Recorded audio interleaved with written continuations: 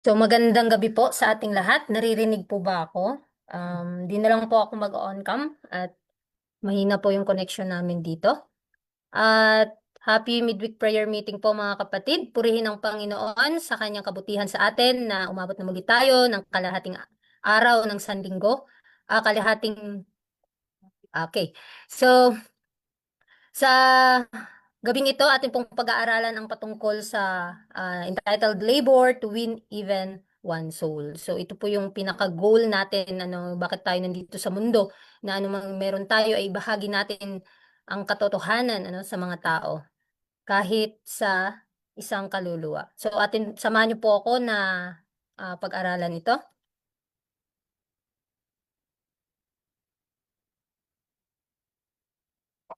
Okay? Sabi dito, the value of one soul. So ano nga ba yung halaga ng isang kaluluwa sa harap ng Panginoon? Sinasabi sa Matthew 16:26, "For what is a man profited if he shall gain the whole world and lost his own soul?" So ano bang halaga ng buong mundo? Gaano man ito maangkin ng isang tao kung ang kanyang kaluluwa ay mawawala. So ito yung lagi nating pag-isipan ng mabuti, pag-aralan ng mabuti na kahit isang kaluluwa ay napakalaking halaga sa harap ng Panginoon. Nawa ay pahalagahan din po natin ito sa ating mga sarili. Sasabi dyan, "What a man of you, having 100 sheep, if he lost one of them, doth not leave the 99 in the wilderness and go after that which is lost until he find it?" So ito po yung parable ng lost sheep po mga kapatid. Kung mapapansin natin, yung pastol na sinasabi dito ay na kumakatawan sa Diyos o kay Kristo, at ang nawawalang tupa ay tayo. Kaya isipin nating mabuti na kung gaano tayo minahal ng Panginoon, na kahit na anuman yung kasalanan o pag nawala tayo sa landas ng katwiran, ay hinahanap tayo ng Panginoon. Iniwan niya ang 99 na mga kung tutusin, mga taong mga matutuwid, at hinahanap niya tayo na mga masasama o makasalanan upang magsisi. Sabi sa Letters and Manuscript, "There must be no borrowing of even the one talent. That talent is to be used in winning souls to Christ. One soul labored for and converted will bring the talents he possessed to be used to advance the work of God in our world." So isa po itong pangako na may kondisyon mga kapatid. Ibig sabihin, kailangang seryoso tayong makinig at sumunod sa sinasabi ng Diyos, dahil may mga pinapaubaya siya sa ating mga talento at paano natin ito magagamit sa kanyang gawain.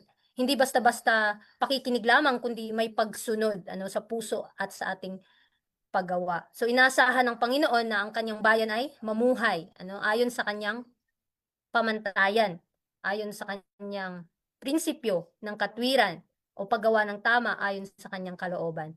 So inuulit po ng Panginoon sa atin na at pinagtitibay ng Diyos ang kahalagahan ng pagsunod sa kanyang mga kautusan.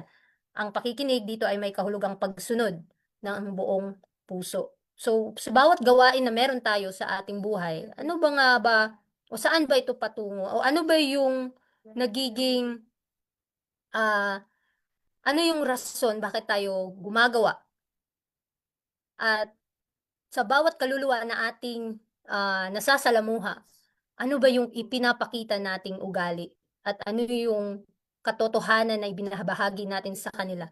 Nakikita po ba ito sa ating mga buhay? So ito po yung ating tatandaan, na we are spectacles in angels and unto men. Kung ano yung nakikita sa atin ng mga tao, the same time ng mga anghel langit, nililista po yan. At in the last days, wala pong tayong maitatago sa harap ng Panginoon, ano man yung nagawa natin, mabuti man ito o masama. The value of one soul, sabi dyan, Jesus died for each individual soul. Kung babasahin natin ang John 3:16 mga kapatid, mapapansin natin dito yung kung gaano minamahal ng ating Ama ang mundo, ang mga tao sa sanlibutan, kaya binigay niya sa atin ang kanyang kaisa-isang isinilang na anak upang tayo ay makatanggap ng kaligtasan. At kung iisipin natin, kung maaari, pwede naman tayong pagtabuyan na ng Panginoon at kalimutan niya na, pero hindi yun ginawa niya. Bagkus inisip niya at nagplano na siya sa kaligtasan. Hindi pa nagkasala ang mga tao, ay nagplano na ang Panginoon na iligtas ang tao once na ito'y magkasala. So, sabi pa dyan na heaven rejoices over one sinner who repent. Kung babasahin natin yung whole chapter ng chapter 15, ay talagang ang buong langit ay magagalak kahit isang kaluluwa na nakaalam ng katotohanan at ito'y nagsisi sa kanyang mga kasalanan at ito'y nagbago. Kaysa sa napakadaming mga kaluluwa na nakarinig ng katotohanan pero ito ay binaliwala. Kaya tayo mismong nakakaalam nito, nasa sa atin nakasalalay kung makakaalam ba ang mga tao ng katotohanan. Pinanalangin natin sila at the same time magpagamit tayo sa Panginoon na maibahagi ito sa kanila. Kasi hindi lang naman salita yung maaari nating maibahagi sa mga tao, kundi yung mga galaw at kilos at ang mga gawain na meron tayo. Pahalagahan po natin kahit isang kaluluwa, mga kapatid, dahil napakalaking halaga ito dahil namatay ang ating Panginoong Hesus para dito. The call to souls. Bawat isa sa atin ay tinatawagan ng Panginoon para maiwagi natin ang bawat kaluluwang nasa panganib. At alam natin na napakadaming panganib na nasa ating mga harapan na ah, kailangan nating lampasan. At papaano natin ito o papaano natin matutulungan ang ating mga sarili at the same time ang ating mga kapwa para sila ay makakilala sa ating Panginoon. Kaya mga kapatid, tandaan natin na bawat galaw at kilos natin, bawat salita na ating sinasabi sa mga tao ay ito'y recorded po sa langit. Sabi sa Proverbs 11:30, he that win the soul, he that winneth souls is wise. So ito po yung palagian nating tandaan. At ano yung purpose na bakit tayo tinatawagan ng Panginoon para kung tayo tutugon sa kanyang panawagan, ano yung dapat nating gagawin. At isa na din sa ating layunin ay mga kapatid, ay makipag-ugnayan tayo sa Panginoon. Ano yung dapat kong gawin? Ako'y tinatawagan mo, Panginoon. Ano yung dapat kong gawin para maiwagi ko ang isang kaluluwa na nasasalanta na ng panganib o nasa gilid na ng panganib, papaano ko siya maililigtas. At the same time, alam naman natin kapag iniligtas natin ang isang kaluluwa, maililigtas din natin ang ating mga sariling kaluluwa, mga kapatid. Kaya sabi diyan sa Acts 5:42, kung babasahin natin yan, the early church was committed to spreading the gospel. So isa po ito yung sa pagpapalaganap ng mga sinaunang Kristiyano, mga sinaunang iglesia ng Panginoon, kung paano nila maipaliwanag o mapalaganap ang mensahe ng katapusan. Lalong-lalo na sa ating panahon ngayon, paano natin maipapakilala ang tunay at nag-iisang Diyos at sino ang kanyang isinilang na anak. Dahil ito yung ginagawa ng kaaway na mawala sa isipan ng tao na mayroong iisang Diyos na ating pinaglilingkuran. Dahil napakadaming mga winds of doctrines na sinisira ang imahe o sinisira ang pagka-Diyos ng ating ng Ama, at ginagawang tatlo ang Diyos. Kaya mga kapatid, isipin natin na palagian nating pag-aralan ng salita ng Panginoon para hindi tayo madaya. Gaya ng sinaunang mga Kristiyano ay kanila pong pinag-aralan at kanila po itong ibinahagi sa mga tao. There are rich blessings in store for those who surrender fully to the call of God. As such, workers endeavor to win souls to Jesus, they will find that many who never could have been reached in any other way are ready to respond to intelligent personal effort. So, dito mapapansin natin na mas masaganang mga pagpapala ano mga kapatid kapag tayo ay gumagawa sa gawain ng Panginoon at lalong-lalo na tayo ay tumugon sa kanyang panawagan. Atin pong i-surrender po ang ating mga sarili fully, willfully mga kapatid sa kanya. At mapapansin natin na maraming mga miracles na mangyayari sa buhay natin as such workers endeavor to win souls to Jesus. Kaya ito po yung palagayaan nating pakatandaan na ang layunin natin bakit tayo tinatawagan ng Panginoon para maiwagi natin ang bawat kaluluwa tungo sa kaligtasan at makaalam sila na meron tayong iisang Diyos na pinaglilingkuran. At sinasabi diyan na they will find that many who never could have been reached in any other way. At maraming mga taong hindi pa nakakaalam nito. At kung tayo magpapagamit sa Panginoon, maraming paraan o maraming daan na ibibigay ang Panginoon sa atin kung tayo ay handa na mag-response sa kanyang panawagan. Especially yung sinasabi ditong intelligent personal effort. Ito yung nais ng Panginoon. Hindi na natin hintayin yung iba na gagawa ba sila o hindi. Ang importante, ano yung nasa ating harapan sa napakaliit na bagay. As long as makapagmemensahe tayo sa mga tao, makatulong tayo sa kanilang situation regarding sa kanilang kalusugan, sa kanilang pangangailangan, at the same time, sa kaligtasan ng kanilang kaluluwa. Makaalam sila ng katotohanan na ito'y kanilang ninanais, mga kapatid. Ngunit hindi nila ito natatanggap o nakakamit dahil kakaunti lang yung tumutugon sa panawagan, kakaunti lang ang nakakaalam ng katotohanan. Kaya tayong nakakaalam nito, um, mag wag na po tayong magpaliban kundi ano yung nakita natin araw-araw, ano man yung nakita nating magagawa natin, gawin natin sa Panginoon. Christ example, one soul at a time. So dito makikita natin na wala naman tayong ibang halimbawa habang tayo gumagawa sa gawain ng Panginoon, habang tayo ay nagbibisita sa mga may sakit, at habang tayo nagbabahagi ng katotohanan, at papaanong nagpagaling ang Panginoon nung nandito pa siya sa lupa. Sinasabi diyan, one soul at a time.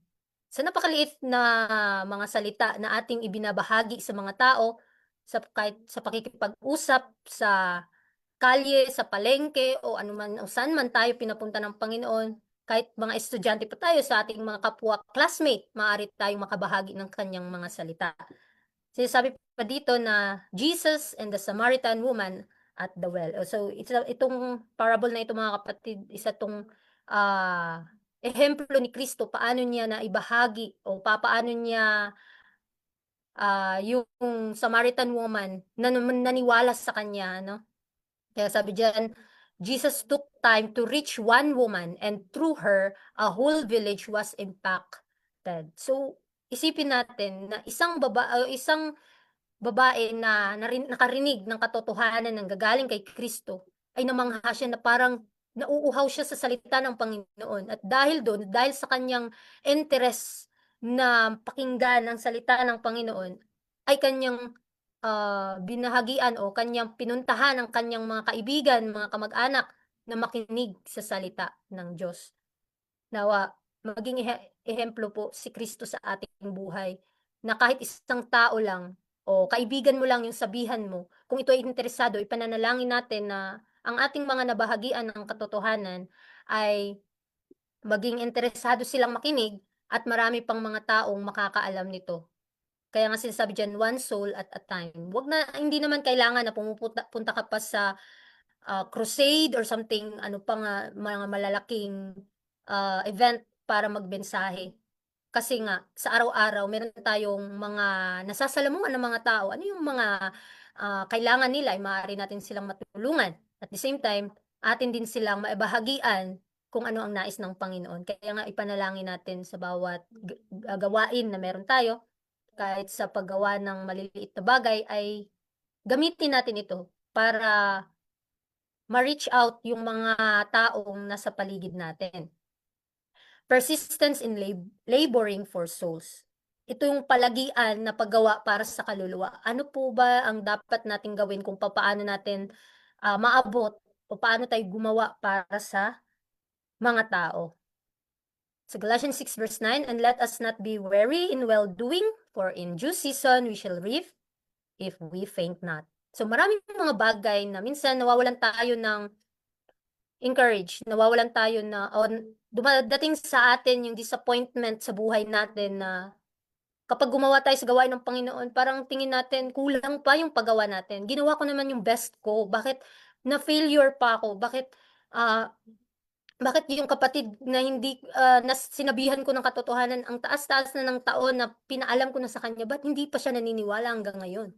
Minsan nawawalan na tayo ng sigla, hindi na lang tayo gagawa ulit kasi yun na nga, na-failure na tayo sa paggawa ng gawain ng Panginoon. But sabi dito, and let us not be weary in well-doing. Huwag tayong mapagod na gumawa ng mga bagay na ikalulugod sa kanyang harapan. Dahil darating ang panahon, ano yung ating inaani ay ano yung ating itinanim, yun din ay ating maaani. Kaya nawa, huwag tayong panghinaan. Gaya ng ehemplo ni Paul. Paul continue preaching despite hardships. So, required talaga sa isang mga manggagawa, lalong-lalo na pag you are surrendering yourself to Christ, ay talagang magkakaroon ka ng hardships in life. Madadaanan mo yung mga para sa'yo, imposible na mangyari na bakit naggumawa naman ako sa gawain ng Panginoon, but ito pa yung mga nangyayari sa akin. So, pag-aralan po natin yung mga story, mga character sa Bible, paano sila nagtiis na gumawa sa gawain ng Panginoon at require sa atin, ihingi po natin sa Panginoon na maging mabisa tayong manggagawa, anuman yung mga disappointment, mga discouragement na ginagamit ng kaaway para mawala tayo sa gawain, ay magpatuloy po tayo. At yun na nga, pangako ng Panginoon ay hindi niya tayo bibiguin, mga kapatid. Kaya sabi diyan, they must keep themselves pure, refusing to do anything that would dishonor God, living always with an eye single to His glory. They souls, laboring earnestly for those in whom in the image of God has been defaced, seeking to reform, to elevate, and to ennoble them. So, habang tayong gumagawa sa gawain ng Panginoon para tayo magpatuloy sa paggawa para sa kaligtasan ng kaluluwa, ay dapat nating panatilihing dalisay ang ating mga kaluluwa. Kung tayo nagbabahagi, kasi hindi natin maibigay hindi natin pwedeng ibigay na wala tayo. So, tayong ginagamit ng Panginoon para maibahagi yung katotohanan, kailangang unang-una sa atin ay mapabanal yung ating buhay. Dahil dito, mas epektibo yung gawain. Kung tayo gagamitin, mas epektibo kung mismo ang ating buhay ay may papakita natin sa ating buhay ang katotohanan. Na sinasabi diyan na yung pagtanggi sa ating mga sarili. Dahil lalong-lalo na 'pag gumawa ka sa gawain ng Panginoon, napakadaming mga tukso, napakadaming pagsubok ang gagamitin ng kaaway para mawala tayo sa gawain niya. Kaya nga sinasabi diyan na living always with an eye single to His glory. Minsan, ito yung may mga bagay tayong ginagawa na alam natin na nadi-dishonor ko yung Panginoon regarding sa mga ginagawa ko. But we thank God dahil yung kanyang banal na espiritu ay pinapaalalahanan niya pa tayo na hindi yan dapat mong gawin. Kaya sabi diyan, the eternal reward of soul winning. So, sabi dito na,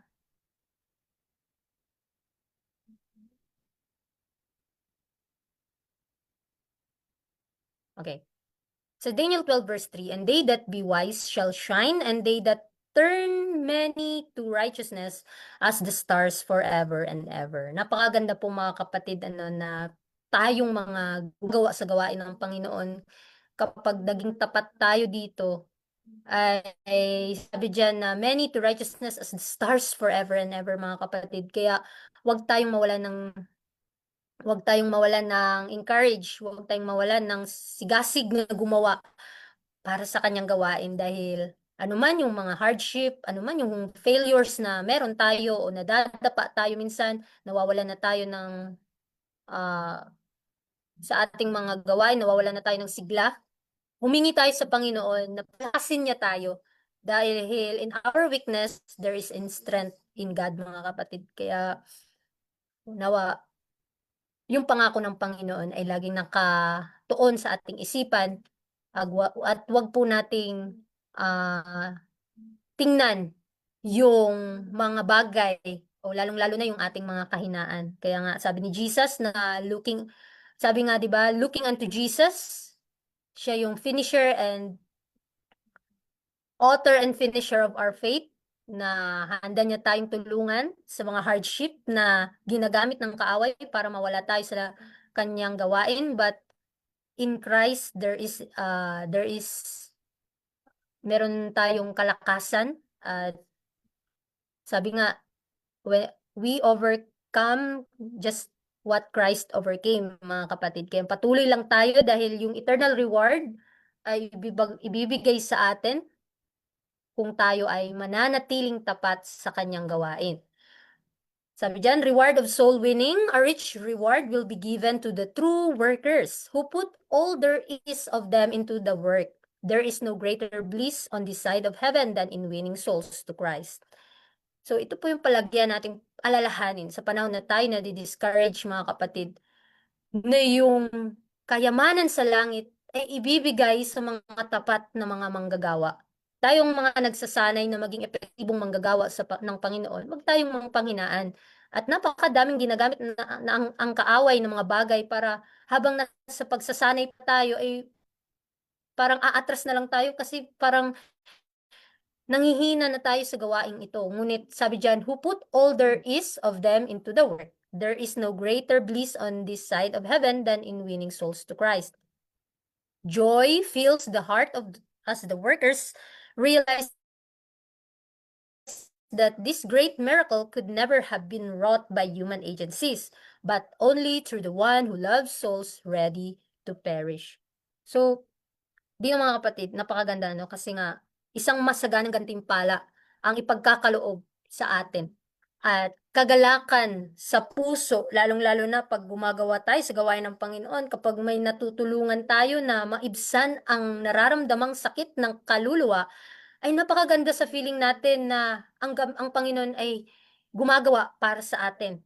At marirealize na lang natin kung gaano mga dakilang miracles na nakikita natin sa ating harapan, lalong-lalo na sa pagpapagaling ng mga may karamdaman. Minsan, nagdadalawang isip pa tayo sa mga bagay na ito na gagaling ba siya o hindi. Pero kapag tayo nagpagamit sa Panginoon regarding sa medical missionary or anuman yung mga gawain na binigay sa atin o talento na pinagkaloob sa atin, kung saan tayo dadalhin ng Panginoon na gumawa, gawin po natin na sinasabi dyan na, but only through the one who loves souls ready to perish. Na kahit pa yung buhay natin yung kapalit, at ay kailangang maging handa tayo na maging manggagawa ng Panginoon. Sabi dyan, joy fills the heart as the workers realize that this great miracle could never have been wrought by human agencies. Kaya ito yung lagi nating pakatandaan na sa ating paggawa ay nandyan ang Panginoon na handa niya tayong tulungan kahit sa mga maliliit na bagay para sa kanyang gawain. Para po sa ating pagtatapos na sabi diyan, the winning of one's soul to Him is of far more consequence in His estimation than is the acquirement of great earthly riches. Let every believer be the Master's helping hand, working for the salvation of perishing souls. The faithful laborer will be richly rewarded. So, ito po palang gawain ng pag-aakay ng isang kaluluwa sa Panginoon ay higit na mahalaga sa paningin niya kaysa sa pagkamal ng maraming kayamanang makamundo. Kung iisipin natin, mga kapatid, napakadaming mga taong nanais na makuha yung kayamanan sa mundong ito. Ngunit sinasabi diyan na ito yung pinakamahalaga kapag tayo gumagawa sa gawain ng Panginoon. Kaya naawa ang bawat mananampalataya, tayong nakakaalam ng katotohanan, tayong naniniwala at nananampalataya sa tunay at nag-iisang Diyos, ay maging kamay tayo ng ating Panginoon sa pagtulong at magsumikap tayo para sa kaligtasan ng mga kaluluwang nalulugmok sa kasamaan.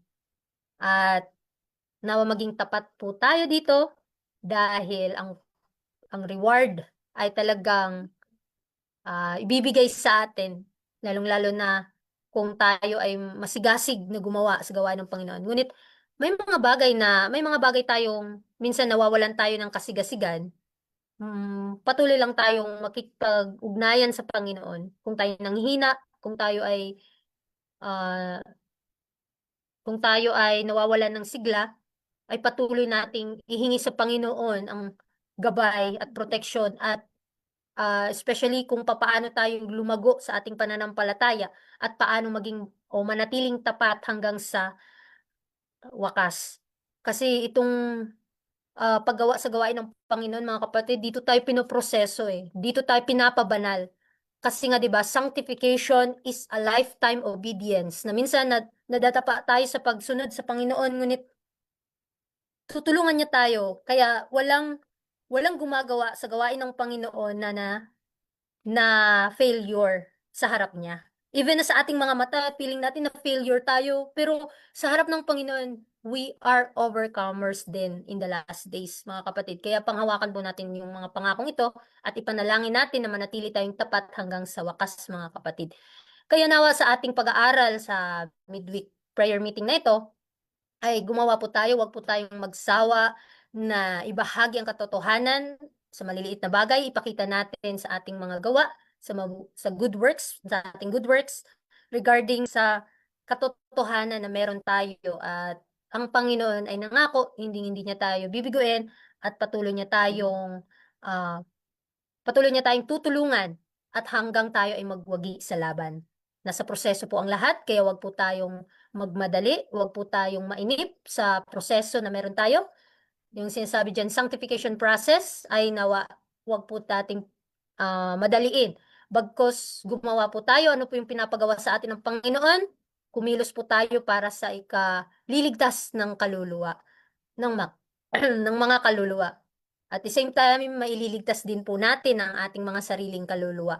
Kaya nawa, ito po ang tumatak sa ating mga puso't isipan na ang ating paggawa ay merong kapalit o merong reward ang Panginoon para sa atin. But wag po tayong gumawa dahil gusto nating maligtas. Tandaan natin na nais ng Panginoon na tayo'y gumawa dahil mahal natin yung ginagawa natin. Hindi dahil napipilitan tayo, dahil nais nating maligtas, kundi ginagawa natin ito dahil iniligtas na tayo ng Panginoon at require natin na gumawa para sa ah,